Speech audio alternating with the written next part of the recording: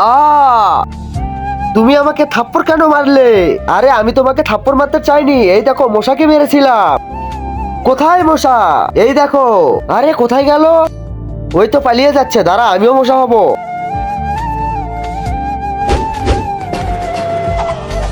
কে কামড় দিছে আমার গার্লফ্রেন্ডকে?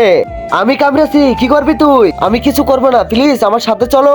আর আমার গার্লফ্রেন্ডকে বলো তুমি ওর মুখে বসেছিলে, এই জন্য তোমাকে থাপ্পড় মেরেছিলাম। প্লিজ চলো আমার সাথে। যাবো একটা শর্তে, আমাকে এক বাটি রক্ত দিতে হবে। ঠিক আছে, দিব। মশা ভাই বলো। শোনো, এ তোমাকে নয় আমাকে থাপ্পড় মেরেছিল, এতে এর কোনো দোষ নেই। সরি জান, আমাকে মাফ করে দাও, আমি তোমাকে ভুল বুঝেছি। ওকে বেবি, আমি তোমার কথা শুনেছি, এখন আমাকে রক্ত এনে দাও। ঠিক আছে, তুমি এখানে থাকো, আমি রক্ত আনতাছি।